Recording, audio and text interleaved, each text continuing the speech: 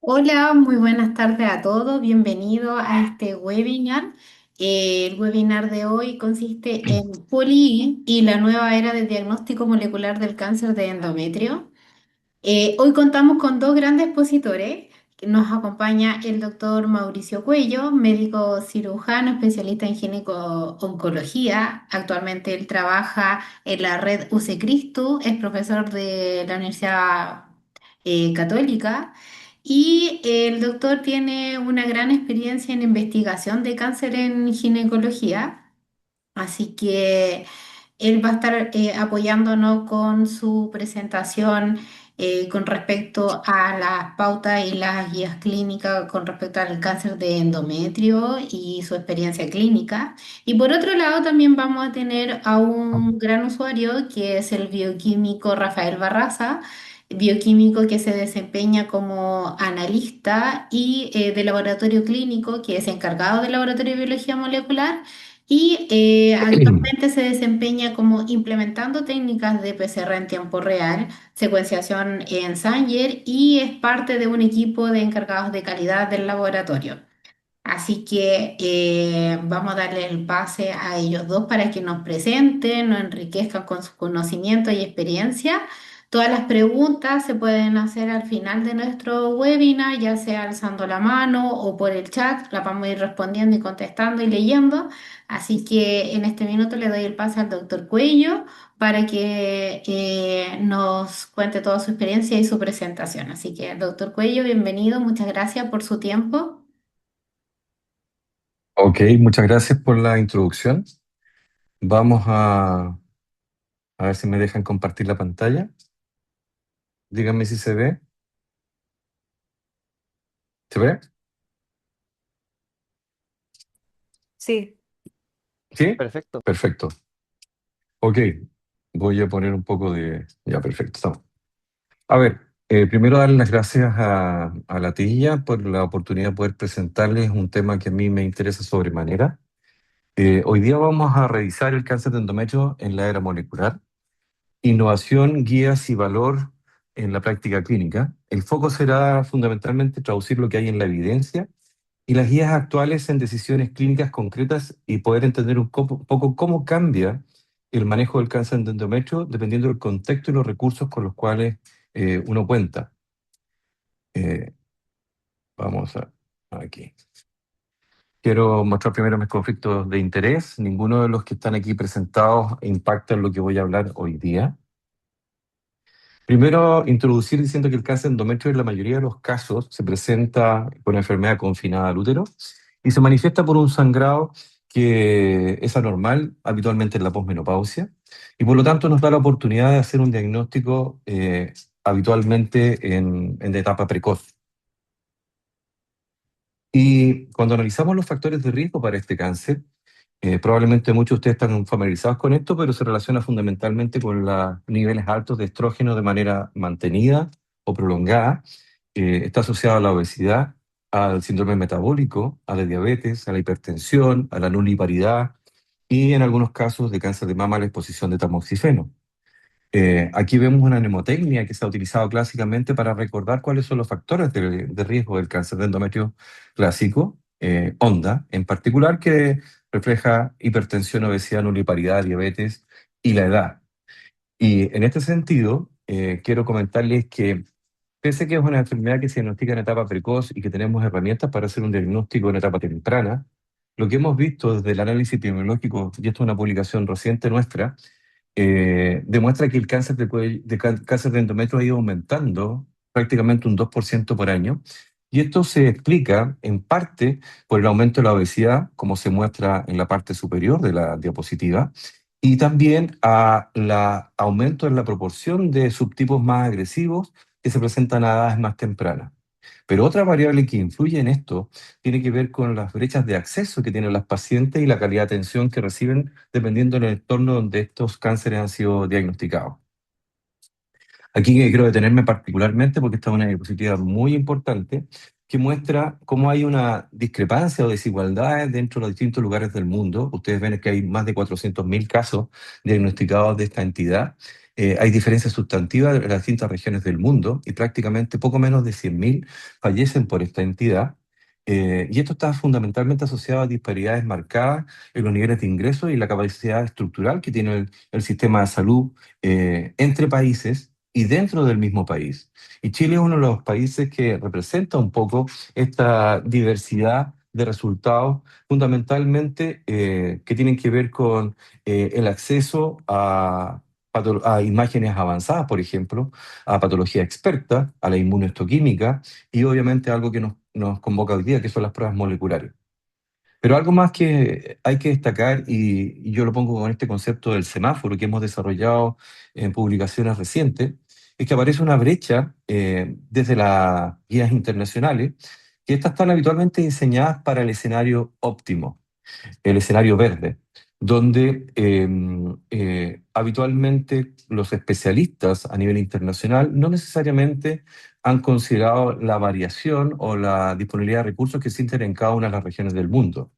Y por lo tanto no están operacionalizadas explícitamente las formas de implementar de manera adecuada para escenarios donde los recursos pueden ser parciales o limitados.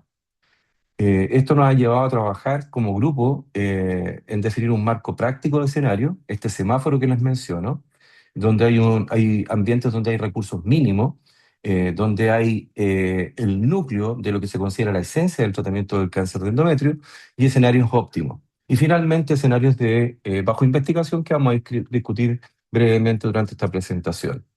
Y desde el punto de vista práctico, esto tiene implicancias desde el momento de tomar decisiones y lo que buscamos es que, independiente del escenario, esto se base fundamentalmente en la evidencia para ofrecer el mejor tratamiento a nuestros pacientes. Esto que le estoy presentando ahora actualmente está bajo revisión en una de las revistas de la FIGO y esperamos esté disponible públicamente para disposición de ustedes próximamente.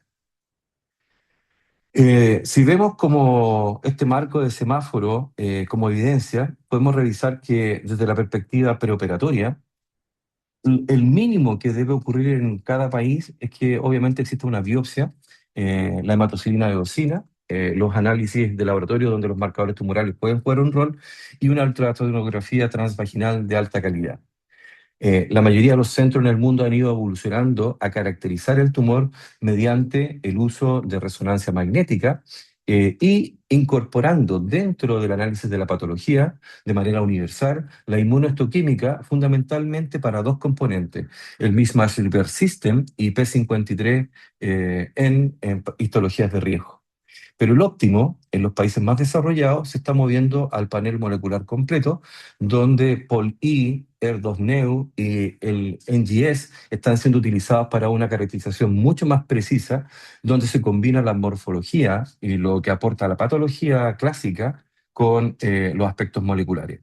Y de hecho existen hoy en día muchos estudios en curso que buscan establecer el uso de estas pruebas moleculares de manera preoperatoria en biopsias obtenidas por aspiración al momento del diagnóstico inicial del cáncer de endometrio y empiezan a mostrar cierto nivel de alta concordancia en cuanto a lo que se va a encontrar en la pieza de la histerectomía. Todavía esto no es universal de uso, pero lo que se busca y lo que hemos recomendado en las guías clínicas nacionales e internacionales es que idealmente este tipo de herramientas, cuando se empiecen a introducir, se registren de tal forma de poder ir identificando patrones de riesgo que a lo mejor hoy día no se contemplan en la tipificación que les voy a discutir más adelante.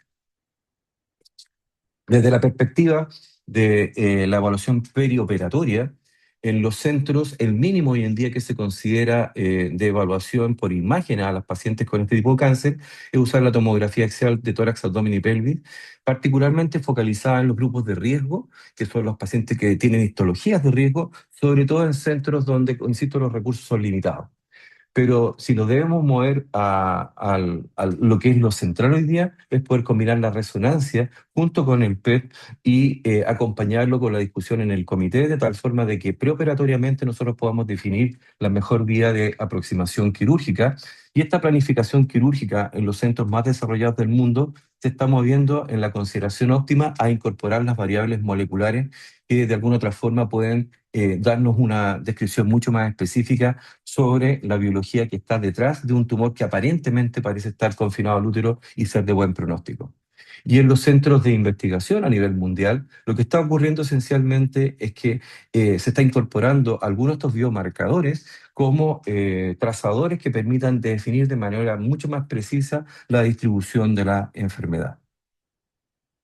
Desde la perspectiva del manejo intraoperatorio, el mínimo hoy día que se le ofrece a las pacientes con cáncer de endometrio es la histerectomía más la salpingoforectomía bilateral, dado que se trata de una población que habitualmente es posmenopáusica, este es el desde, y en los centros donde no se encuentra con cirugía mínimamente invasiva, lo que normalmente se preconiza es la laparotomía, el abordaje por vía intraabdominal y no por vía vaginal, para poder explorar la cavidad abdominal y estar seguros de que la enfermedad no tenga evidencias de enfermedad extrauterina.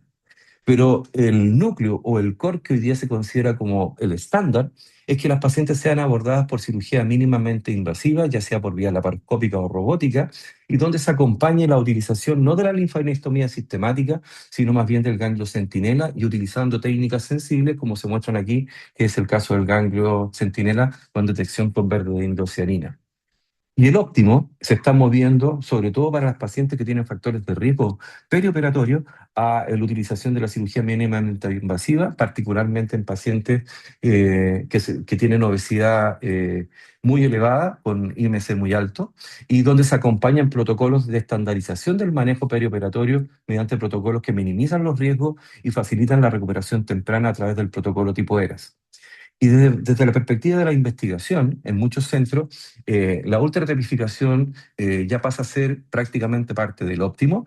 Sin embargo, todavía existen algunas áreas grises que tienen que ver con cuál es el punto de corte para definir enfermedad metastásica ganglionar en pacientes con cáncer de endometrio, particularmente en lo que se refiere a las células tumorales aisladas y cuál es su implicancia del punto de vista pronóstico.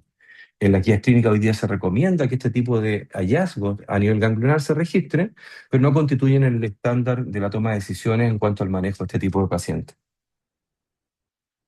Cuando analizamos los cánceres de endometrio desde el punto de vista de la morfología, clásicamente hemos hablado que la histología más frecuente es la variedad endometrioide, y hemos hablado de dos tipos, el tipo 1, que es el endometrioide propiamente tal, y el tipo 2, donde se empiezan a congregar algunas histologías más complejas de mayor riesgo morfológico, con un grado de diferenciación menor, y donde eventualmente coexisten componentes sólidos que muchas veces morfológicamente están asociados a un riesgo mayor, como también a la presencia, por ejemplo, de permeaciones linfovasculares. Pero estamos transitando hoy en día hacia la caracterización molecular. Eso no significa abandonar la morfología, sino significa complementar lo molecular para poder tener una precisión mucho más clara sobre el comportamiento biológico de cánceres de endometrios que morfológicamente parecen inocentes, pero que en el fondo esconden probablemente una biología mucho más agresiva. Es por esta razón que las guías clínicas hoy día han ido moviendo, como les digo, la incorporación de la biología molecular para poder incorporar esta clasificación donde se definen 4 tipos moleculares y que de alguna otra forma permiten categorizar y especificar qué es lo que trasunta biológicamente detrás, por ejemplo, de un cáncer de endometrio que pudiese ser grado 1 o grado 2, que los patólogos hoy día tienden a clasificar más bien de bajo riesgo, y los grados 3 que tienen alto riesgo, algunos de los cuales por las características moleculares, pese a tener esta morfología considerada clásicamente de riesgo, pueden ser eventualmente de biología mucho menos agresiva, como es el caso de aquellos tumores que son portadores de las mutaciones con importancia clínica de poli.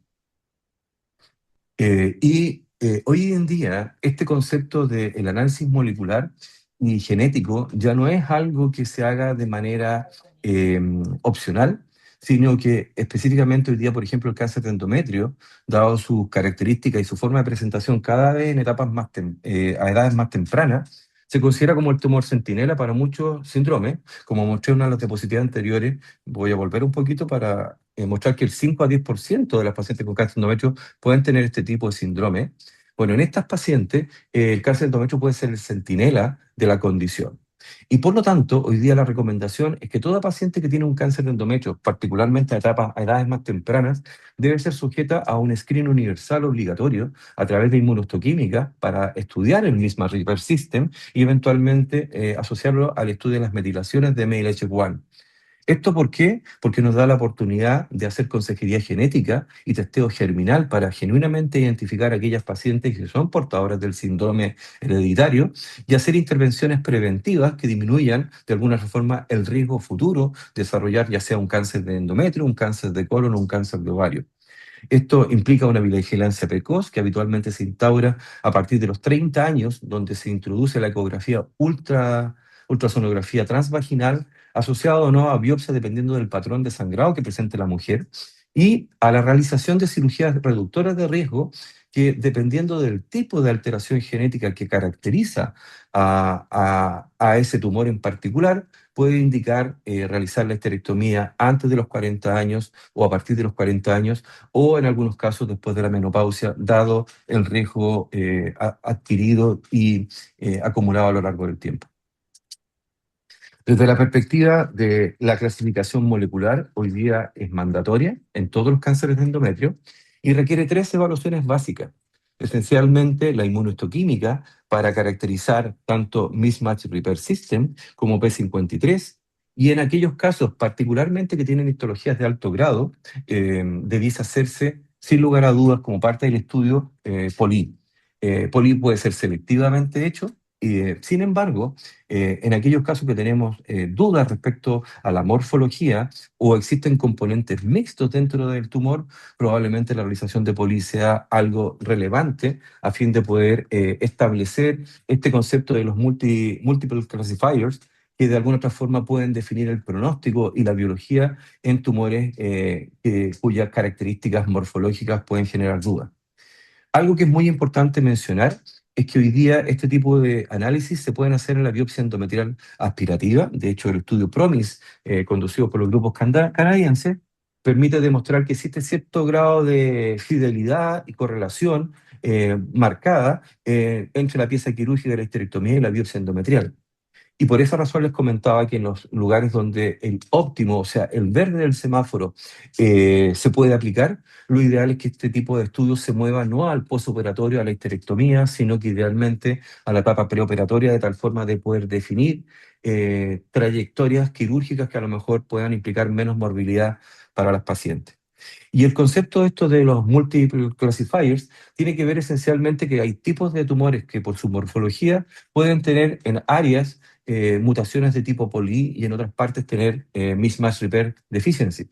Y lo importante desde el mensaje que establecen las guías clínicas, tanto nacionales como internacionales, es que desde la perspectiva de análisis o de interpretación del resultado, habitualmente la presencia de poli va a condicionar un mejor pronóstico.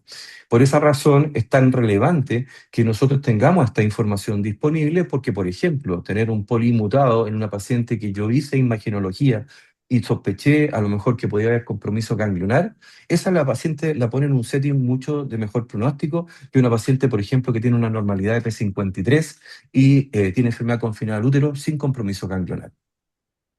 De hecho, las características de los tipos moleculares difieren entre sí. Uno puede tener una aproximación desde el punto de vista clínico a qué tipo de tumor se puede tratar, pero aquí quiero detenerme específicamente en que muchas veces tumores de alto grado pueden ser a veces polimutados. Hay entre un 5 y un 15% de la población de los tumores endometriales que pueden tener esto y que pueden tener implicancias desde el punto de vista del manejo. Por otra parte, las pacientes que tienen P53 aberrante son las que congregan el peor pronóstico dentro de los cuatro grupos. Y las que tienen deficiencia del sistema mismatch repair abren una ventana de oportunidades de adyuvancia que antes no considerábamos y que abren específicamente la ventana de oportunidad terapéutica del uso de la inmunoterapia. Fíjense que el Mismatch Repair System Deficient está asociado fundamentalmente al síndrome de Lynch.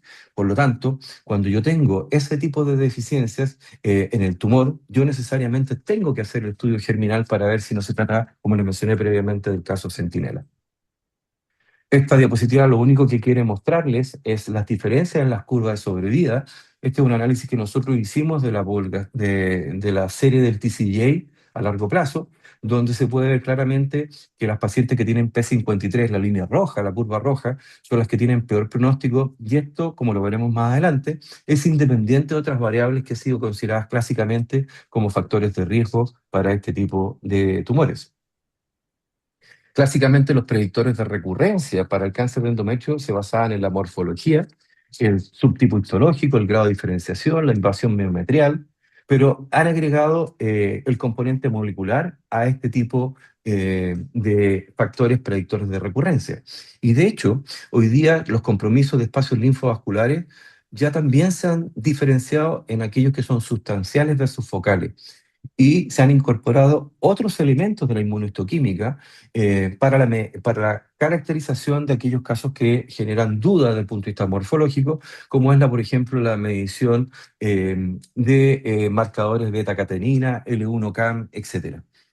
Y la incorporación de POL mutado, insisto, que tiene el mejor pronóstico, versus P53 mutado, que tiene el peor, obviamente agrega a la ecuación una variable que hoy día define estos grupos de riesgo. Por lo tanto, en la patología, conceptualmente hablando, hoy día la morfología en sí, el HE, está considerado como la histología básica, ese es el mínimo, el desde, pero no se debe considerar que es algo que no aporta. Al contrario, es el pilar que nos ayuda por un buen patólogo a definir qué pacientes potencialmente van a ir al estudio molecular con mayor o menor prioridad.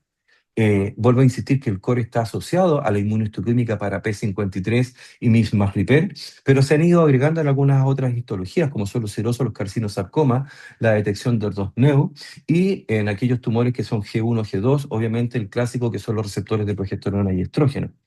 Pero en el óptimo, hoy día cada vez más se considera que es importante definir si poli está mutado, idealmente por la secuenciación completa o la caracterización completa del tumor a través del NGS. Sin embargo, esto puede tener de alguna otra forma también eh, altos costos asociados. Y existe hoy día también todavía trabajos en investigación, como les decía, para poder definir con mejor claridad estos tumores heterogéneos donde coexisten desde el punto de vista morfológico como desde el punto de vista molecular distintos patrones intratumorales. Y en cuanto a la etapa inicial, no siempre una etapa inicial va a ser temprana. Hay pacientes que inicialmente son clasificados como fase temprana, pero cuando uno hace la tipificación integral y usa la ultratipificación, uno puede encontrarse con factores de riesgo ocultos a nivel granular o molecular que pueden hacer que esta etapa primariamente pensada como confinada al útero, en realidad corresponda a una etapa mucho más compleja o biológicamente más agresiva. Y aproximadamente 20 a 30% de los casos aparentemente en etapa 1 han sido reclasificados hoy en día gracias a la tapificación completa y al uso de las técnicas de biología molecular a entidades más complejas. Y tal como lo muestra esta diapositiva, cuando se analizaba el FIGO 2009 y no estaba incorporada la biología molecular, basta con que simplemente tomemos un ejemplo de casos de etapa 1B, por ejemplo, que hoy día pueden ser reclasificados utilizando la clasificación molecular, como también el ultrastaging quirúrgico, a entidades mucho más complejas o de mayor riesgo. Y por otra parte, aquellas que tienen mutaciones de POLI, por ejemplo, pueden ser a veces consideradas clásicamente como tumores más avanzados desde el punto de vista de la morfología y la anatomía, pero que desde el punto de vista biológico son mucho menos agresivos y pueden eventualmente no ser tributarios de la agresividad terapéutica que clásicamente considerábamos. Por lo tanto, los grupos de riesgo pronóstico, clásicamente definidos solamente basados en morfología, etapificación, grados de diferenciación y espacios linfovasculares, hoy día se han reagrupado gracias a la clasificación molecular, estimándose el riesgo de recurrencia dependiendo de esta nueva integración de conceptos en distintos grupos, en los cuales claramente el alto riesgo tiene un 25 versus el bajo menos del 8.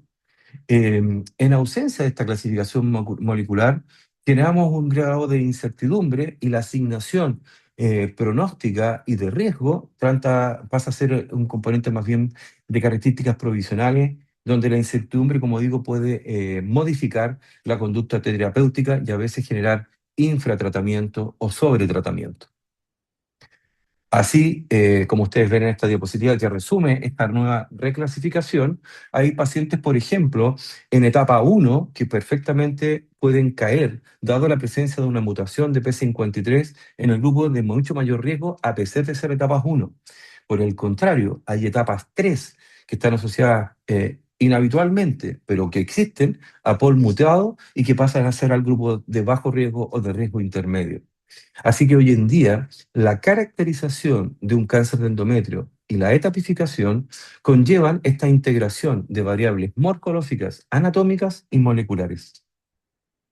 Y así, de definir la adyuvancia, está basada ya no solamente en la etapa, no solamente en la histología, en el grado de diferenciación o en la invasión miometrial o en la presencia de compromisos espacios linfovasculares, sino que empieza a impactar el tipo molecular y la edad, que era una variable que se definía en estudios clásicos como un determinante mayor, en verdad pasa a ser algo que está asociado a otras comorbilidades que de alguna otra forma condicionan la biología tumoral. Esto explica por qué pacientes jóvenes que antes considerábamos de bajo riesgo, hoy día, por la coexistencia de estas comorbilidades, de alguna otra forma también pueden tener un riesgo biológico mayor a edades más tempranas. Y esto ha hecho que el manejo quirúrgico, el manejo terapéutico y la ayudancia se recondicione. Pacientes que tienen bajo riesgo, hoy en día, desde la perspectiva molecular y morfológica, no requieren de ayudancia. En cambio, aquellas que tienen riesgo intermedio, puede que requieran solamente braquiterapia vaginal para disminuir la tasa de complicaciones y no hay necesidad de hacer radioterapia a la pelvis, por ejemplo, o adquirir o agregar algún otro tipo de ayudancia. Sin embargo, todavía existe un área de incertidumbre en cáncer endometrio localizado, donde, por ejemplo, P53 es anormal y aumenta el riesgo potencial de recurrencia simplemente por tener este componente biológico de agresividad. En la etapa avanzada también hay diferencias desde el punto de vista del riesgo alto e intermedio. Fíjense que hay pacientes que pueden tener etapas 3 o 4 sin residuo tumoral y donde el subtipo molecular les confiere un mucho mejor pronóstico, específicamente porque tienen deficiencias del sistema mismatch repair o POL mutado. Y la cirugía en ese tipo de pacientes que antes estaba considerada como fuera de la opción terapéutica, hoy día se considera como una alternativa. Eso ha movido entonces que el análisis preoperatorio y la incorporación de estos estudios moleculares, más allá de la morfología, puedan eventualmente hacer modificar las alternativas terapéuticas aún en etapas avanzadas. Y tal como lo muestra esta diapositiva, por ejemplo, en aquellos lugares donde no se cuenta con el estudio molecular o la caracterización por inmunohistoquímica, lo que ocurre en el mínimo es que muchas pacientes terminan recibiendo radioterapia en etapas 2 y 3, basados específicamente en los criterios clásicos: la edad, la etapa, los espacios linfovasculares, el grado de diferenciación o la invasión miometrial. Pero cuando incorporamos los primeros componentes de inmunohistoquímica o eventualmente moleculares, uno puede acotar el tratamiento.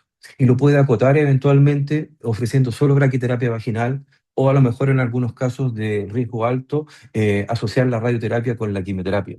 Y en el óptimo, adaptado a la biología molecular, uno puede considerar el desescalar la intensidad del tratamiento o escalar dependiendo de si está POL mutado o P53 mutado. Y para aquellas pacientes, por ejemplo, que tienen otros biomarcadores presentes en el cáncer endometrio, como es el caso del 2-NEU, ofrecer nuevas opciones terapéuticas, como es el caso de trastuzumab y los nuevos ADC, que de alguna otra forma permiten ofrecer a pacientes con enfermedad avanzada alternativas terapéuticas más diversas. Y de hecho, hay estudios hoy día en curso, como el Porter 4A o el Rainbow, que lo que buscan de alguna otra forma es definir qué pacientes que biológicamente tienen menos agresividad se justifica eventualmente, por ejemplo, si no tienen enfermedad residual, no hacer ningún tipo de terapia complementaria. Y por otra parte, pacientes con P53 anormal, que pudiesen tener un riesgo biológico mucho mayor, ir a un escalamiento de la terapia desde la primera línea de tratamiento.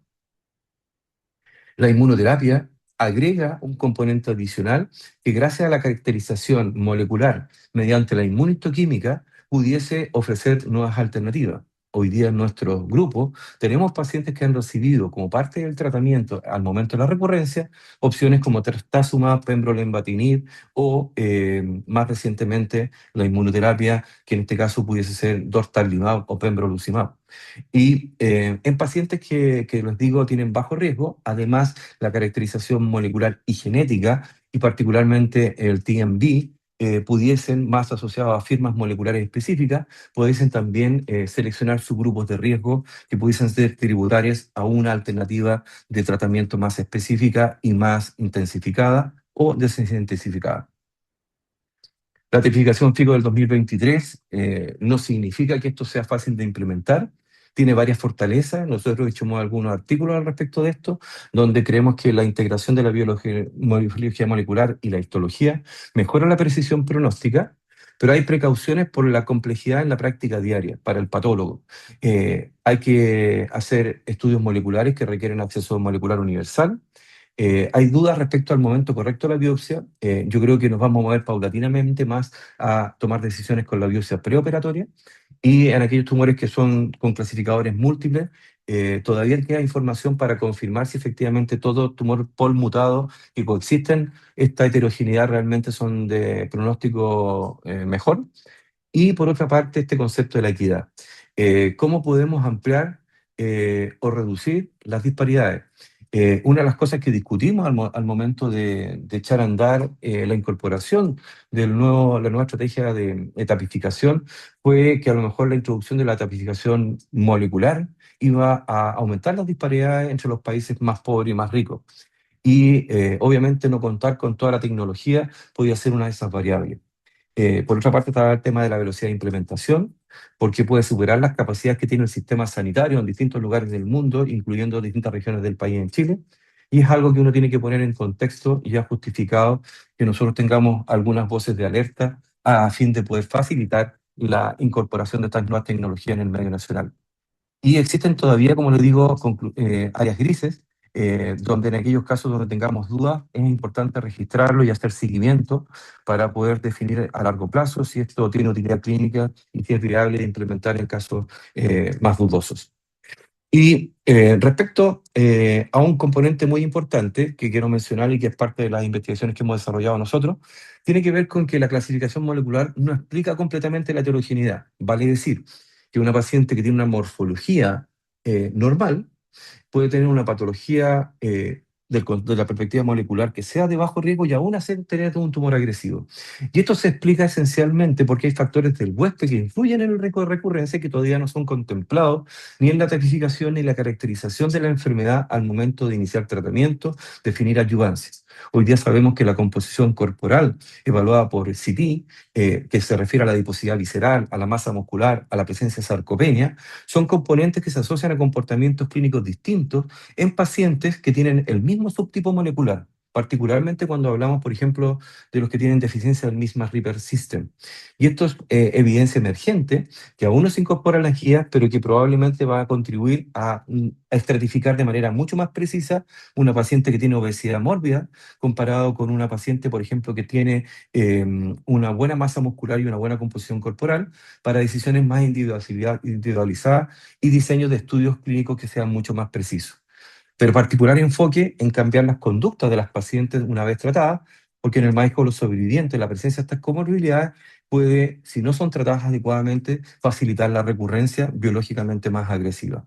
Y tal como lo muestra esta diapositiva, aquí muestro brevemente pacientes con cáncer de endometrio, donde podemos ver que el amarillo representa la presencia de grasa visceral, el rosado representa la masa muscular y el verde que se ve discretamente en algunos casos y en otras partes más intenso, tiene que ver con la mioestetosis, el concepto del guayú, donde específicamente lo que aquí ocurre es que hay pacientes que teniendo la misma histología tienen distinta composición corporal.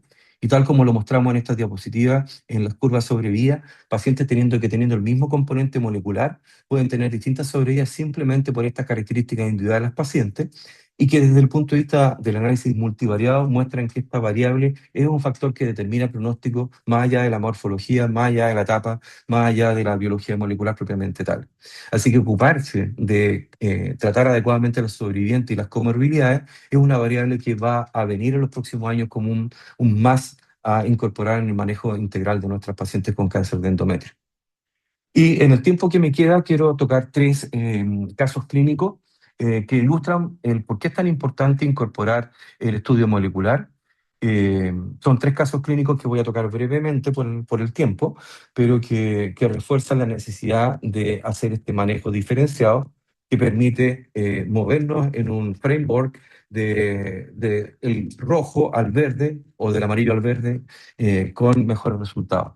Este es el primer caso de una paciente que fue referida desde un hospital de provincia en el sur de Chile, de 65 años posmenopáusica, en las cuales la enfermedad se consideraba inicialmente como localmente avanzada, no posible hacer cirugía. Esta paciente se trataba de un cáncer de endometrioide G3, pero que el PET-CT mostró solamente captación en uno de los ganglios.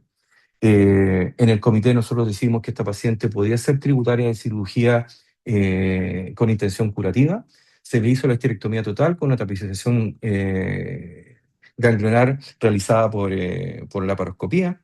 Y lo que encontramos al final fue un cáncer de endometrio G3, donde la caracterización por inmunohistoquímica mostró que se trataba de una paciente con un P53 wild type, donde había pérdida había deficiencia del mismatch repair system, y en ese momento no disponíamos con la secuenciación de poli, y la paciente tampoco podía acceder a un NGS por el alto costo.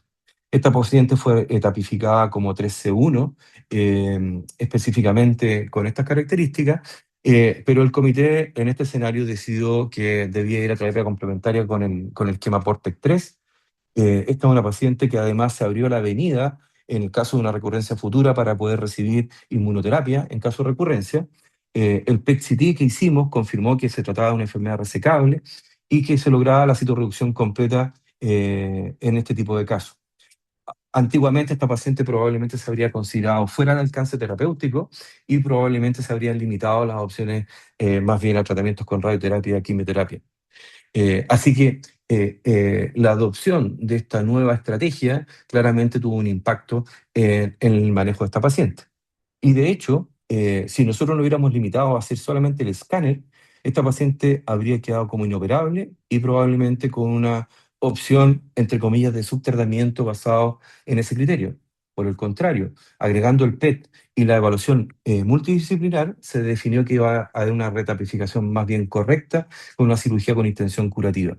Y el hecho de contar con el análisis de la inmunohistoquímica y la caracterización molecular abrió la avenida de una ayudancia personalizada en el caso de una recurrencia futura mediante el acceso a la inmunoterapia. Este es un segundo caso, es una paciente de 76 años posmenopáusica que estaba en tratamiento con tibolona, donde se hizo una biopsia de endometrio. La biopsia parecía ser un cáncer bien diferenciado, G1. La resonancia, sin embargo, mostró un tumor que parecía infiltrar más o menos el 50% del miometrio, con dudosa afectación cervical y sin propagación ganglionar. Y el PET-CT, cuando se les hizo, no mostró enfermedad evidente ganglionar y se consideró un estadio clínico temprano. Se consideró candidata a la cirugía laparoscópica y evaluación mediante ganglio centinela y bajo protocolo ERAS.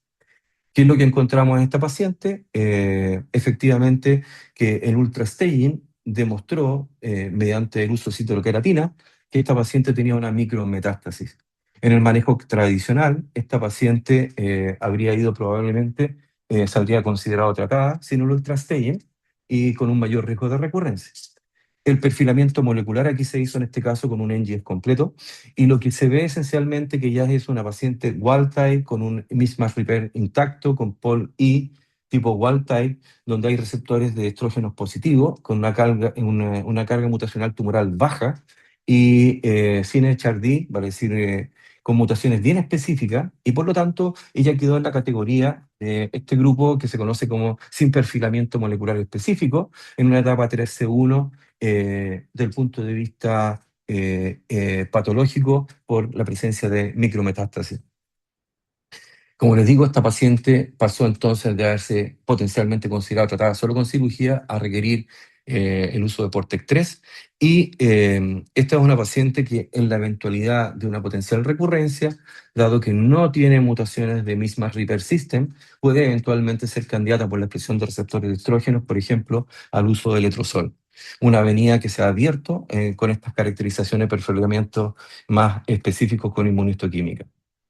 Eh, el último caso es una paciente que presentaba una artritis reumatoidea con múltiples comorbilidades, un adenocarcinoma endometrioide G2 con diferenciación mucinosa y focos de carcinoma seroso de alto grado.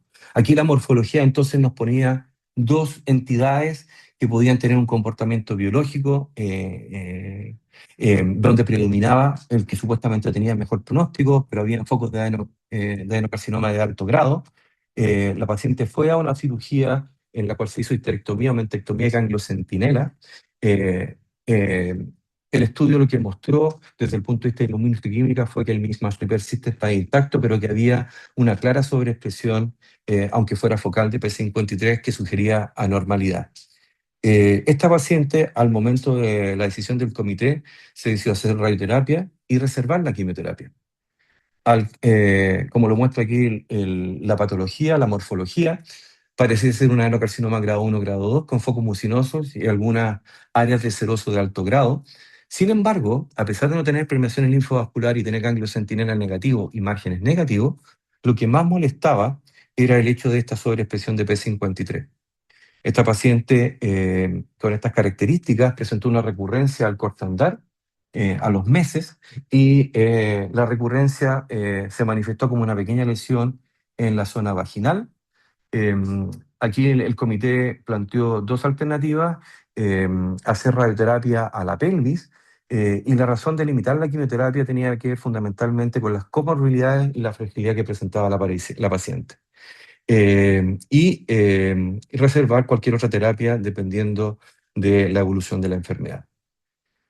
Como ustedes ven, el uso de la inmunohistoquímica y la caracterización molecular ha permitido entonces en estos tres casos movilizar las decisiones terapéuticas hacia alternativas que previamente a lo mejor habrían implicado o un subtratamiento o un exceso de tratamiento.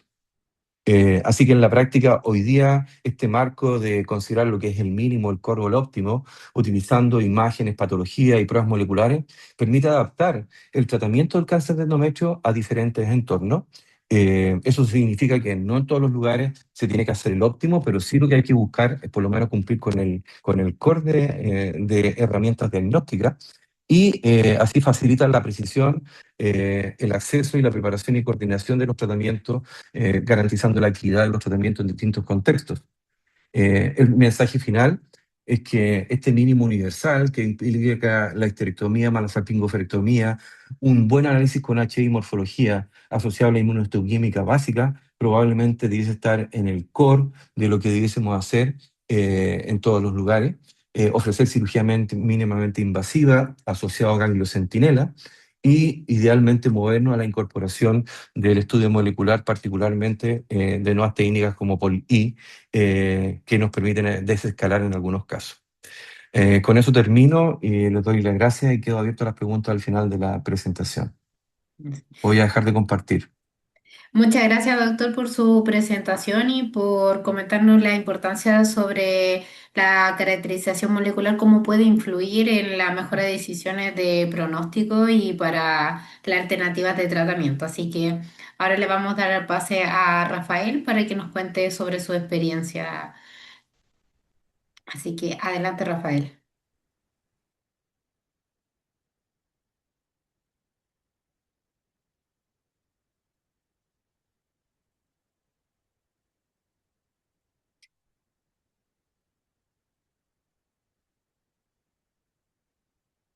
Está muteado, Rafael. Sí, Rafael, creo que... Bueno, ¿se ve bien? Sí, ahí se Sí, ve ya. perfecto y se Ahí escucha sí, bien. súper. Muchas gracias. A ver. Buenas tardes, mi nombre es Rafael Barraza, como ya me había presentado. Les voy a contar una pequeña historia de cómo nosotros implementamos incrementamos la detección de mutaciones POLE, en cuyo recorrido tuvimos que pasar por detección por secuenciación Sanger a la implementación de IDILA, ¿ya? Esto en el Hospital Base de Valdivia. Bueno, primero, ¿qué es el POLE? POLI es la polimerasa epsilon, la cual tiene por función, realizar una función de exonucleasa que le permite realizar correcciones en los nucleótidos mal implementados, ¿ya? La polimerasa epsilon presenta un dominio exonucleasa. Este dominio exonucleasa se encuentra, como pueden ver a la derecha, eh, tiene nucleótidos bastante conservados entre distintas especies. Eh, y en este caso, para la explicación del polimutado, se observan ciertas mutaciones, sobre todo en la prolina 286, eh, de PolE, las cuales tienen como efecto que la actividad exonucleasa de la PolE eh, se ve alterada, ¿ya? Entonces, las mutaciones de la exonucleasa PolE pueden afectar los residuos conservados necesarios para la corrección, ¿ya? Eh, Esto explica que aparezcan hipermutaciones a nivel del genoma. Las mutaciones más recurrentes en PolE, según reportadas por el TCGA, se involucran en dos grupos, ¿ya? Como muestran acá en la diapositiva, está en un grupo que representa el 95% de las mutaciones, donde se incluye la mutación prolina 286 asparagina, y un 4,4%, ¿ya? Esto involucra el 99,4% de todas las mutaciones PolE descritas hasta el momento, ¿ya? Estas mutaciones son las que se relacionan con PolE mutado, ¿ya? Y estas son las que nos interesan a nosotros para buscar, ¿cómo se llama? La idea que era que posteriormente las técnicas que fuésemos a implementar podían detectar estas mutaciones, ¿ya? A ver, nos encontramos con una disyuntiva en algún momento.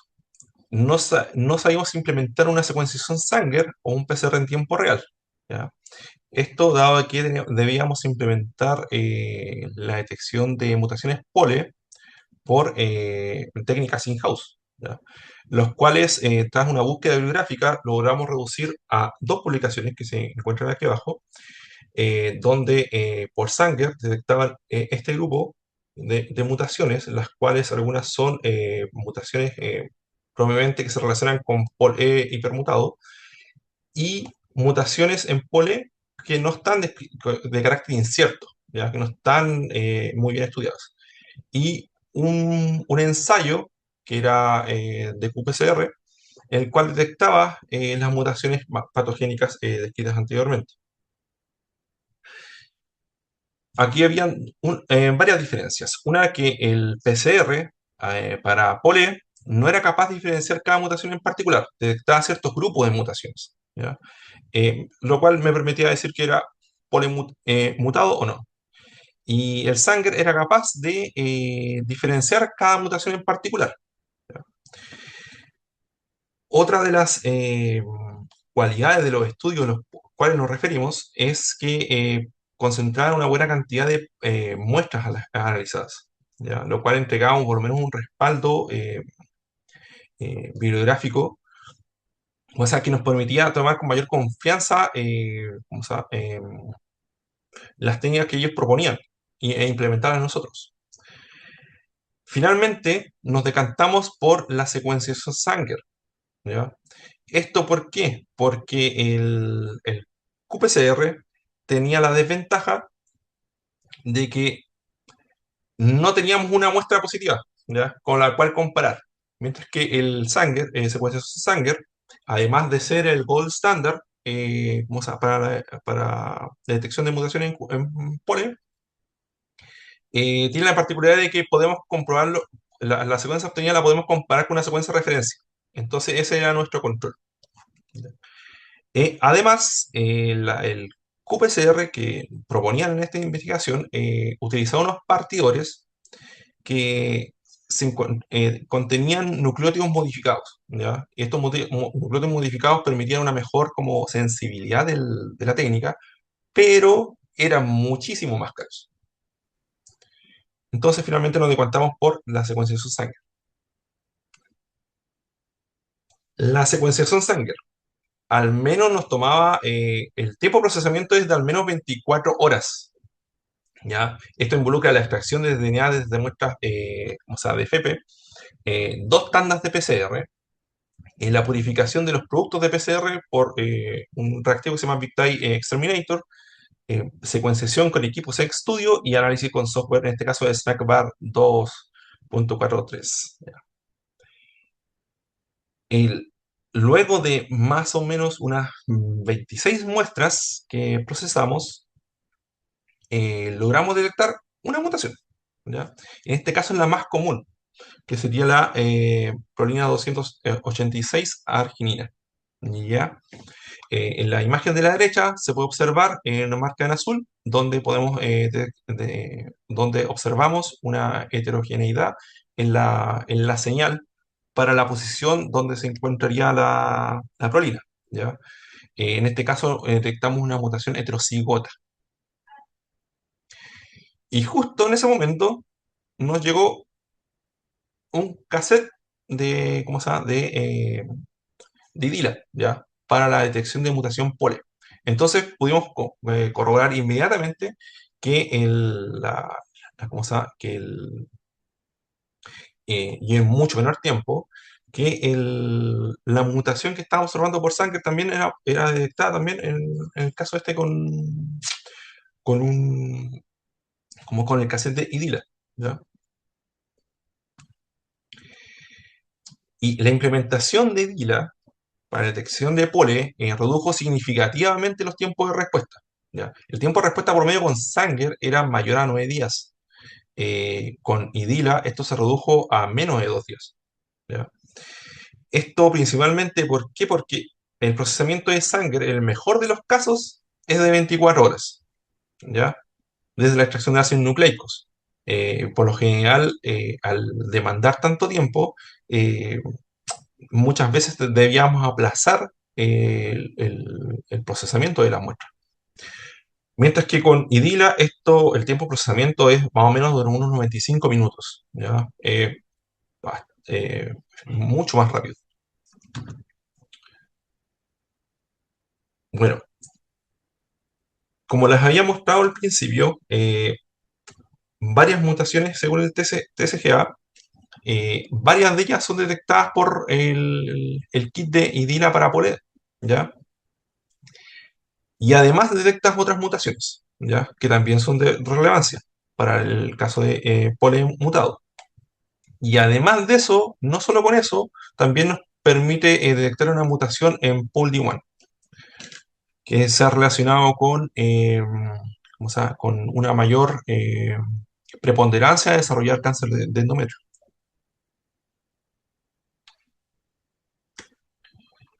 Bueno, algunas de las recomendaciones para las muestras FEPE que se requiere para IDILA es que estas muestras FEPE estén almacenadas a temperatura ambiente en lugar fresco, seco y oscuro. Que al menos los cortes histológicos que se tomen para este tipo de muestras contengan al menos 10% de células neoplásicas. Que las secciones del tejido, según estén más o menos determinadas según las dimensiones que aparecen en la diapositiva. El flujo IDILA de 95 minutos se explica básicamente en unas siguientes diapositivas. ¿Ya? La gracia de la implementación de cassette de IDILA para detección de pole es que es un sistema cerrado, ¿ya? Y además nos permite ¿cómo se llama? Una mayor trazabilidad. ¿Por qué? Porque cada cassette está asociado a un código. Este código es leído por el equipo IDILA, ¿ya? Y luego nosotros podemos cargar un trozo de la muestra del corte de muestra FEP, y después eso se ingresa el cassette o el cartridge, ¿ya? Al equipo. Y esto va a demorar, dependiendo ¿cómo se llama? De la, del analito que se esté estudiando, de 60 a 180 minutos. En el caso de Pole, unos 90 minutos. El proceso es bastante automatizado, ¿ya? El cassette contiene todo lo que le había descrito como las partes del secuenciador Sanger. Lo contiene todo. Licúa la muestra, realiza el análisis, realiza la extracción de ADN, ARN, eh, amplifica y detecta y analiza los datos. Todo en 90 minutos. Y finalmente nos entrega un reporte, el cual contiene los datos más importantes. Nos muestra el nombre de la muestra, el tipo de muestra, genotipo, si detectó o no la mutación, los cambios de base realizados. eh, Además entrega el análisis de la curva, ¿ya? Y los resultados que se pueden obtener aquí del análisis de la muestra. Pero no solo los cartridges de IDILA sirven o nos permiten detectar mutaciones en POLE. También, de hecho, dentro del laboratorio son utilizados para mutaciones en Carras, en RAS-BRAF, BRAF, FPR y MSI, ¿ya? Siendo las más utilizadas para la detección de mutaciones en Carras, en RAS-BRAF. Eso es todo cuanto puedo contar. eh, Desde ya, muchas gracias. Muchas gracias por tu presentación y experiencia, Rafael. Así que ahora daremos inicio a las preguntas. Pueden ser por chat, levantando la mano, por micrófono, como ustedes deseen.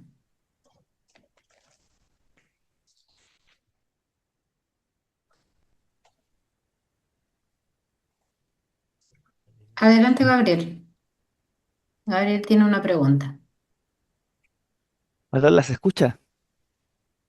Sí, Sí. Buenas noches, Gabriel Lascano por acá. Una pregunta a los expositores, habiendo escuchado las completas presentaciones. También agradezco los datos sobre la parte más logística, que también son sumamente importantes para implementar cualquier técnica.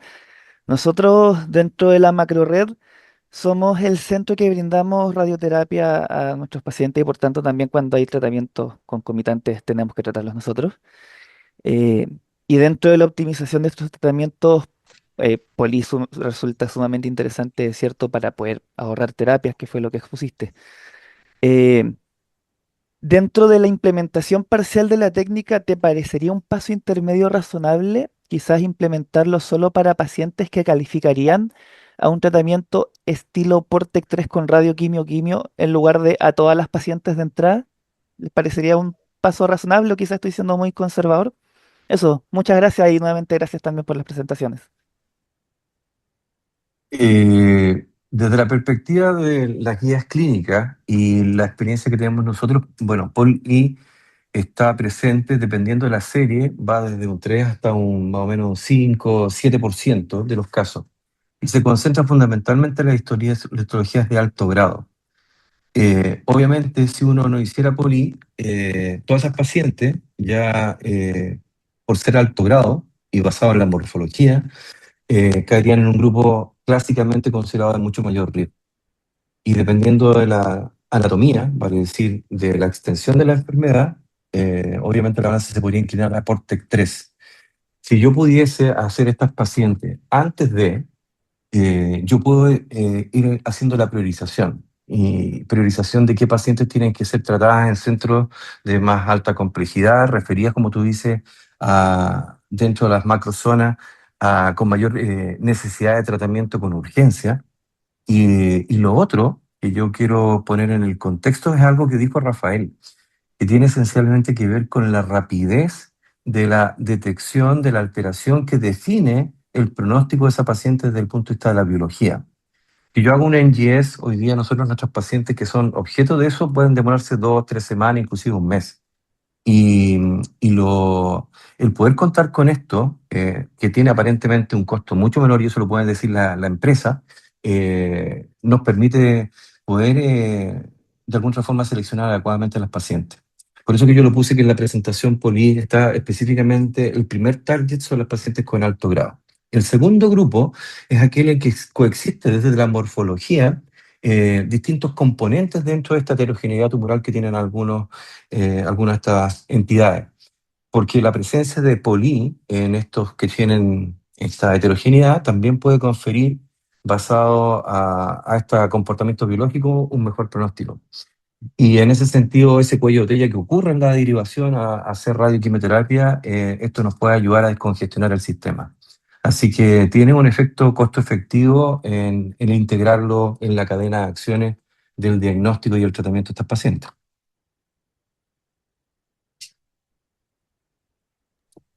Muchas gracias. De nada, Gabriel. Perdona, Gabriel, ¿en qué parte estás tú? Quería saber eso, no dijiste de qué parte eras. Ah, Valparaíso, en el Hospital Van Ah, Buren. perfecto. Soy radiooncólogo.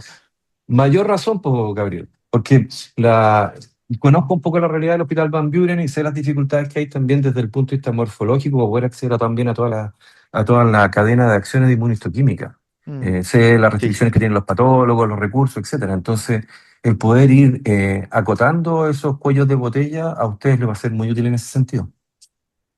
Sí, es una herramienta interesante desde ese Sí, aspecto también. sí, ¿Alguna otra pregunta por chat, por micrófono? lo veo.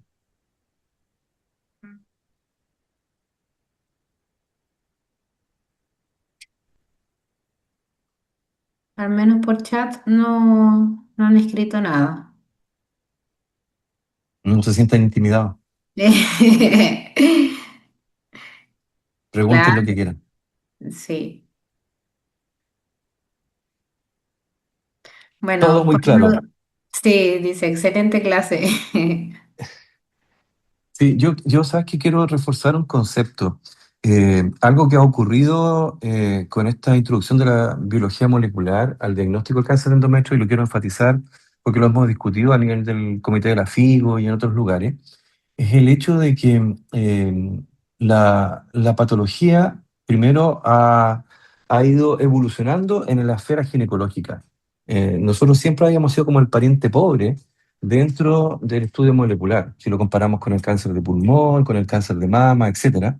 Y por lo tanto, las oportunidades que existían para las mujeres de ser tratadas de manera mucho más precisa era probablemente mucho menor en esta patología comparado con estas otras que les menciono.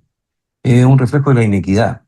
Y por esa razón, los estudios internacionales han establecido estos canales de caracterización de más allá de la morfología a fin de ofrecer terapias mucho más acotadas y adecuadas para cada paciente. Y el hecho de incorporar el estudio molecular POLI, la inmunohistoquímica PAPA53 o el mismatch repair, también nos abre, como le digo, nuevas avenidas de tratamiento y de avenidas de oportunidades de curación de enfermedad endometrial que clásicamente consideramos fuera del alcance de tratamiento. Antiguamente se decía que una paciente que tenía una etapa 1 en cáncer de endometrio era la que tenía el beneficio de la curación, y aquella que estaba fuera del útero, ya que incluía el cuello uterino o eventualmente histologías de riesgo, se consideraban como pacientes que estaban perdidas.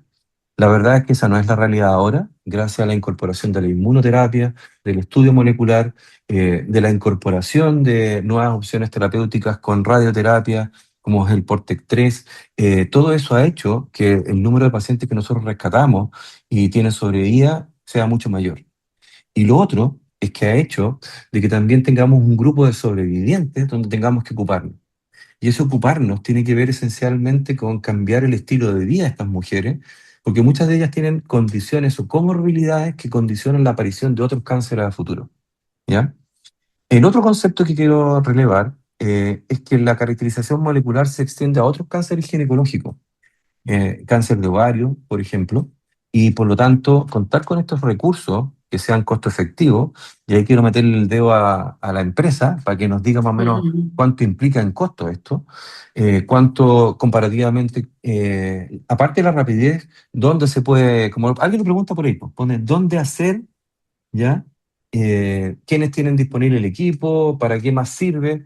Porque si yo fuera el patólogo o fuera el que toma la decisión de comprar los equipos, me interesaría saber qué otros beneficios tienen. Eh, Tener KRAS, BRAF, ya nos ayuda, por ejemplo, los tumores de cáncer de ovario de bajo grado, que a veces, muchas veces tenemos dudas si son o no son, desde el punto morfológico, no están así, pero sí las transiciones, ¿ya? Todas esas cosas pueden ser importantes de discutir. Así que ahí apareció la pregunta, pues, hola, el costo alto, Hola. ¿ya? Ahí lo pueden responder ustedes. Dice, hola, el costo alto de Poli nos limita al estudio masivo de nuestros pacientes públicos. ¿Alguna recomendación? Más que nada, ahí tendría que ser que nos contactara y poder ver cómo lo podríamos evaluar, cómo podríamos, qué estrategia utilizar para el estudio.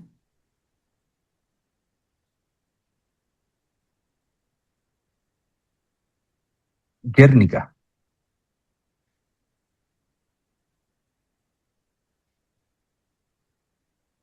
Hay alguien, una mano levantada que dice Sí, Guernica, la pero estás Yérnica. muteado.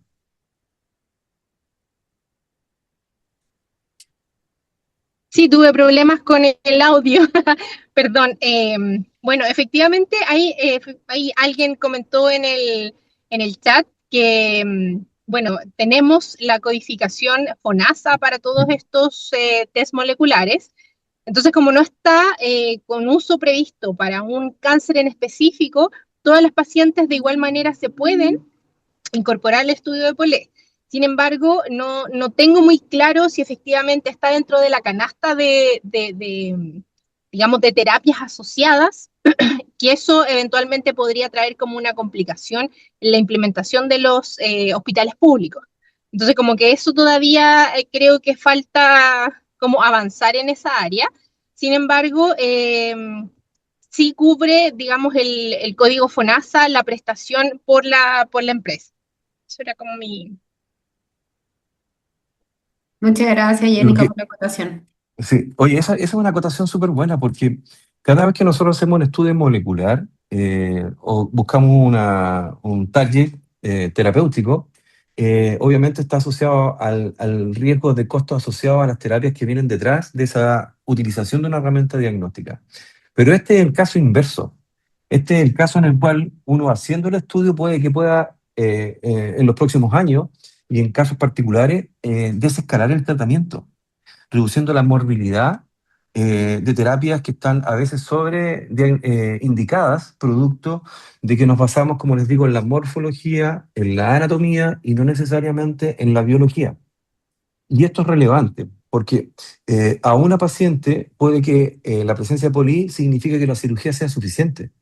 Aquí no estamos hablando de una paciente que va a quedar en un carril que va a requerir una terapia de alto costo por el diagnóstico. Al contrario, puede significar ahorrar recursos y reducir morbilidad terapéutica producto del sobretratamiento.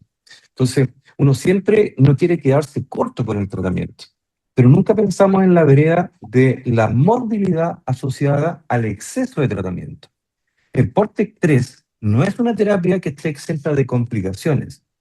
Muchas pacientes abandonan los cursos de quimioterapia producto de la morbilidad asociada. Hay que ajustar las dosis. La morbilidad de la radioterapia a largo plazo, a pesar de la mejoría de los equipamientos de administración de la radiación, no necesariamente garantizan la extensión de tratamiento. La no caracterización en una histología de alto riesgo basado en la caracterización clásica nos puede mover a la radioquimioterapia por defecto. Cuando uno caracteriza y demuestra esta presencia de mutación, puede que uno pueda acotar el tratamiento, reduciendo la morbilidad. Entonces, es muy bueno que esté la codificación porque está expresado en otras patologías y por lo tanto reduce la brecha de inequidad que ocurre particularmente con pacientes que hoy día no están siendo objeto del estudio porque no se ha puesto en la conciencia de los médicos que están a cargo del manejo de estos pacientes de que esta opción existe. Yo creo que eso es uno de los mensajes importantes de la conversación que estamos teniendo hoy día. Exacto, doctor. Juan Andrés, adelante. Hola, de Coquimbo. Hola. Una pregunta práctica para Rafael. Si en la práctica tenemos el equipo, ¿ustedes más o menos cuántas técnicas realizaron para validar la técnica? Por ejemplo, hicieron 5, 10, 20 y mandaron contramuestra a algún otro lugar para uno sentirse cómodo también con lo que está haciendo, que está con un estándar adecuado.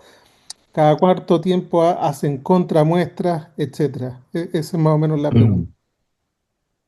Estándar de calidad. Bueno, en cuanto a Sanger, no podemos aplicar muchos ¿cómo se llama? Controles con otras muestras, ¿ya? Dada la dificultad que teníamos para obtener muestras positivas, ¿ya? Además, la dificultad también respecto a que otros laboratorios también hayan implementado POLE.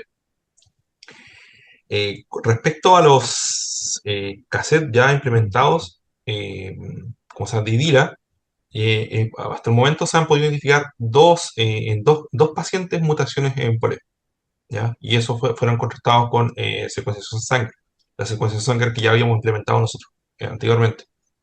Eh, por el momento esos han sido los controles que hemos podido implementar, pero además los cassettes de IDILA ya tienen previo estudios clínicos asociados, con más de 200 pacientes.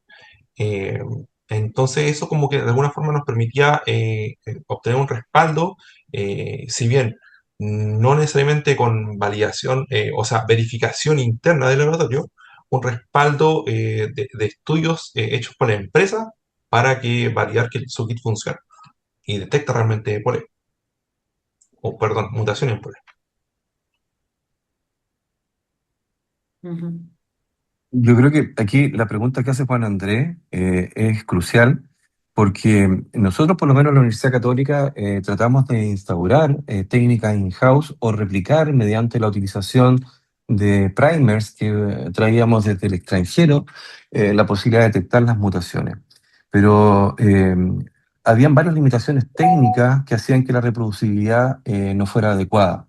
Y por esa razón no pudimos hacer lo que el éxito que tuvo, por ejemplo, Rafael con Sanger en Valdivia.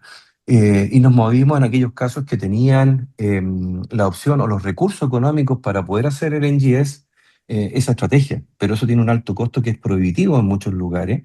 A mí me consta que la empresa que está detrás de esta historia, que está vinculada con grupos coreanos, ha empezado a hacerlo internacionalmente. Es una alternativa que se ha utilizado para hacer una secuenciación que, como tú mencionaste, Rafael, y detección de mutaciones de manera más rápida, que optimiza los tiempos de entrega de resultados y con un correlato de muestras positivas que garantiza que lo que estamos viendo es correcto. Entonces, obviamente hay que validarlo localmente, hay que acostumbrarse a usar estos tipos de kits, pero la automatización, como se ha visto en otros tipos de kits para otras condiciones, ha hecho que ese proceso de optimización también disminuya el riesgo de error humano en la manipulación de la muestra. Yo creo que esos son elementos que se han ido incorporando como parte de los estándares de validación y de calidad. Y en ese sentido, lo que plantea Juan Andrés, creo que tiene que ser validado también localmente. Eso es parte del protocolo y las guías clínicas hoy día están para todas las técnicas de PCR, detección de este tipo de biomarcadores, exigen la validación periódica, no solamente por la empresa, sino que por el equipo local que está aplicando la técnica, aunque sea automatizada. Se los puedo decir por otras técnicas, así que eso es así. Así. Doctor Andrés, usted quería hablar. Andrés Rodríguez, ¿Qué tal? doctor. Buenas tardes. Hola, Andrés buenas Rodríguez, tardes. jefe de patología del Hospital César Juan de Dios y también encargado o referente de, patología ginecológica del hospital. Nosotros tenemos como ingresos nuevos, como 8 cánceres de endometrio, digamos, nuevos cada mes. Entonces, el IDILA recién lo obtuvimos ahora en noviembre, pero básicamente están destinados para las pacientes que tienen como el cáncer de colon y cáncer de pulmón, justamente para hacer un ahorro al hospital. Entonces ya Exacto. también sé, y también, y también sabemos el precio del pole. Ya lo consultamos ahí con Guernica, que está al lado mío en la pantalla. Entonces, Levantando la mano. sí, no, no, no, sí, dice, Yo tengo el lado acá. Entonces, en el fondo, lo tengo que discutir obviamente con el doctor Francisco Sánchez y con el doctor Montero, que son los ginecólogos del Comité Oncológico, pero también con los oncólogos respecto a justamente, sí, ya, bueno, le damos porque nosotros sí tenemos P53, pero siempre queda como a criterio de ellos a cuál le pedimos a cuáles no. Entonces me dice, por favor, P53, entonces nosotros. Pero dado que en el fondo tenemos que ir avanzando en el fondo con la nueva clasificación molecular, habrá que hacerle, me imagino, a todas. Y por supuesto que el perfil para inestabilidad microsatelital, ya hay por lo menos algunos subtipos de acuerdo a lo que morfológicos especiales dentro del carcinoma endometrioide, y dice, mira, este tiene alta probabilidad de hacer inestabilidad, digamos, que esté alterada, que de acuerdo con lo que vimos con la doctora Anaís Malpica y en el Congreso en el Latinoamericano en la parte de ginecopatología. Entonces, entonces probablemente la tendencia va a ser que vamos a tener que modificar muchas cosas, como que cada biopsia de endometrio a la que nosotros le hacemos, el legrado le hacemos, habitualmente le hacemos, cuando tenemos dudas, le hacemos rastro de estrógeno, ¿cierto? Como la típica, pero hemos tenido que agregar el P53, porque ya lo han pedido como de regla, pero vamos a tener que agregar incluso la inestabilidad si queremos aumentar digamos, escalar en el fondo el siguiente nivel. Nosotros, si queríamos agregar el polen, no sé si van a hacer todas, eso yo creo que me imagino que dependerá del equipo, si tiene planeado de acuerdo a la realidad hacerlo. Entonces, ahora, antes que termine el año, que te acuerdo los presupuestos, quizás voy a tener que hacer el cálculo de cuántos cartuchos se van a requerir para enviarlo. Pero lo que me queda claro en el fondo es que deberíamos hacer, por lo menos mínimo, tener su inestabilidad microsatelital a todas, y por supuesto el del P53, partiendo por eso por lo básico, y después escalar y tener el pole, que tendré que conversarlo con el equipo. Pero Andrés, yo creo que lo que estás planteando es súper relevante porque la implementación en el sistema público es algo que nosotros hemos discutido no solamente para Chile, sino que otros países de Latinoamérica y en el mundo. Y esto es lo que hablábamos de las brechas, pero conceptualmente toda paciente con cáncer de endometrio hoy día, la doctora Malpica y todos los grupos que han trabajado específicamente en este tema, lo que han establecido a través del PROMIS, por ejemplo, es de que uno debe hacer necesariamente sí dos cosas, que son P53 y el mismatch repersistent, a través de la detección específica ya de estas mutaciones. Y agregar el poli, probablemente no en todas las pacientes, concentrarlas en las de alto riesgo, porque esos son el fenotipo que, pareciendo ser etapas 1, pueden ser más agresivos. Y aquellas que tú tengas conflicto respecto a la morfología, de poder caracterizar si realmente son genuinamente endometrioides puros o hay áreas que te generan inquietud, esas pacientes también probablemente que puedan tener un carácter biológico más agresivo, desde la morfología, incorporarla. Eso hace que la costo-efectividad, probablemente la implementación del kit, no sea tan alta para un grupo dentro del sistema público. Pero el DESDE, para poder optimizar el manejo de los pacientes, sí o sí debe llevar el P53 y la inmunistoquímica, ¿de acuerdo? Con las variables clínicas uno podría ir acotando pacientes. De ahí la variable del equipo ginecológico es relevante. Por eso yo puse en unas tablas qué variables clínicas te podrían orientar a qué paciente tú tienes que priorizar el estudio, ¿ya? Y ante la duda, P53, mismatch repair y poli en alto riesgo. Eso es como la receta de cocina.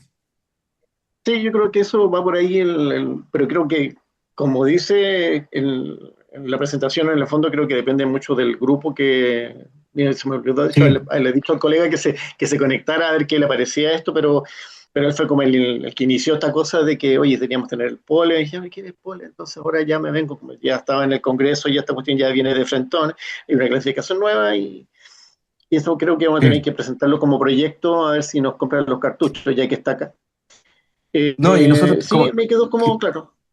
sí, oye, quiero contarles otra cosa. Nosotros punteamos un FONIS tratando de incorporar poli en Chile a través con la Universidad de Talca, ¿ya? No nos ganamos el FONIS porque estuvo pésimo el FONIS este año, pero la idea es poder implementarlo a través del sistema público, porque donde está el mayor grupo de pacientes está ahí, po. Entonces, hay que tratar de Claro. optimizar esos estándares. Y nosotros estamos tratando de ver que la guía clínica nueva que salga de cáncer de endometrio incluya estos estándares para garantizar... ¿ya? Garantizar el financiamiento y que las partidas presupuestarias que llegan a los hospitales también incluyan esta idea, ¿ya? Para allá va la Sí, cosa. yo creo que a nosotros como nos falta la base como teórica serían como justamente guías clínicas, digamos, que Sí, apoyen, digamos, que nos puedan comprar. Claro, si nosotros dicen nos compraron el IDIL así, fantástico, porque tenemos cáncer de colon y la base era que salía más caro hacerlo en tal parte, no voy a decir cuál, y que se demoraba más tiempo, entonces, sí, entonces po. digo que va a ser lo mismo acá, pero el fundamento sí que sea una guía clínica. Básicamente sería eso. Y el resto, Sí. bueno, es como Ese, repasar las cosas para nosotros. Yo esto sí. básicamente desde mi punto de vista como patólogo, pero en el fondo yo tengo que también ceñirme un poco al manejo clínico del grupo para el cual nosotros trabajamos en conjunto, en equipo. Ujú. Absolutamente, absolutamente de Sí, acuerdo. sí. Gracias, muy Juan amable. Andrés quería hablar también. Sí, como experiencia y un poco también para el doctor Rodríguez, nosotros en la región de Coquimbo y que trabajamos con el doctor Lascano, somos parte de la macro red de Valparaíso.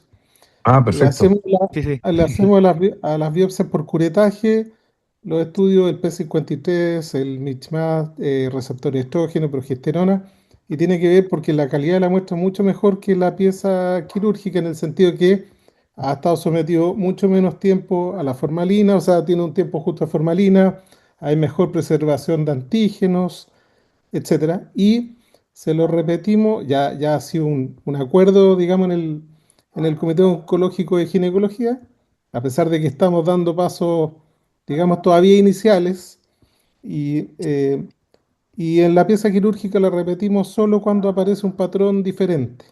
Bueno, no sé, un Exactamente. componente de alto grado, porque además el P53 hay patrones que son heterogéneos en el sentido que algunas son expresas más del 90% y en otros nada, y que también hay que tener cuidado con eso. Bueno, pero estamos quedando cortos en el poli. Algunos grupos dicen, ¿sabes qué? Hay cosas morfológicas, así como mencionaste, que el alto grado, otros dicen tumores con gran cantidad de linfocitos, también hay que tener Sí, sospechas. Bueno, pero en las publicaciones en verdad no está todavía muy claro. Lo ideal sería tener el poli. Probablemente lo que nos ofrece a la Tella va a ser una buena alternativa. Habría que ver los costos. Sabemos que en el hospital de Ovalle tienen el equipo y probablemente había que ver cómo lo integramos en red, porque también es parte de nuestra red y completar, digamos, el tratamiento, porque estamos quedando cortos en el diagnóstico. Un informe debería ser adenocarcinoma endometrioide grado 3, eh, poli, mutado o no mutado, la determinación ujú, de los mismatch, el estado, el P53, receptores de estrógeno. Ese es un informe completo de anatomía, así debería ser un informe completo de anatomía patológica, y a eso, digamos, es lo que queremos aspirar. Vamos a ver si nos va bien con la empresa. Ujú. Gracias. Pero, pero bueno saber, Juan Andrés, de este tema de la macrozona, porque nosotros estamos tratando a través de la Sociedad de Obstetricia también de convocar y conversar con el MinSal para avanzar en una guía clínica donde patólogos, oncólogos médicos, ginecólogos, oncólogos y radioterapeutas participen de esta iniciativa de tal forma de poder generar un marco de trabajo como se ha hecho en cuello uterino, como se ha hecho en mama, en otras entidades.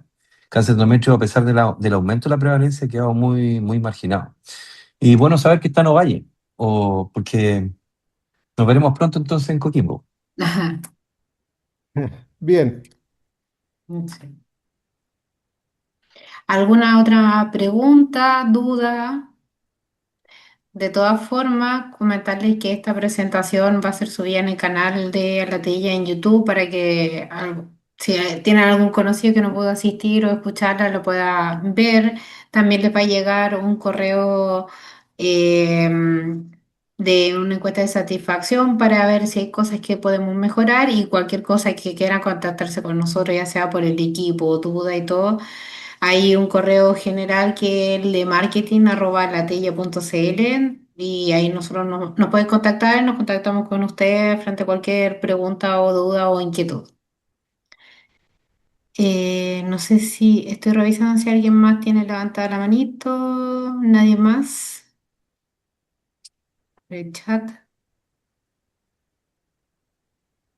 Ahí el doctor Cuello también compartió en su correo. Les voy a dejar al tiro el correo de nosotros. Le dejamos compartido. Bueno, si no hay más preguntas, Muchas gracias, doctor Cuello, por su tiempo, la entrega de conocimiento. También, Rafael, muchas gracias por toda tu experiencia y contarnos cómo toda tu implementación y cómo ha resultado todo con el equipo. Así que muchas gracias a ambos por participar en este webinar y le damos gracias a todos ustedes por haberse conectado. Así que muchas gracias a todos. Muchas Buenas gracias a tardes y ustedes. felices fiestas a Gracias a todos. Que lo ustedes, muy pasen bien. amable. Adiós, chao. Hasta luego, que estén Chao. bien. Chao. Cuídense. Chao.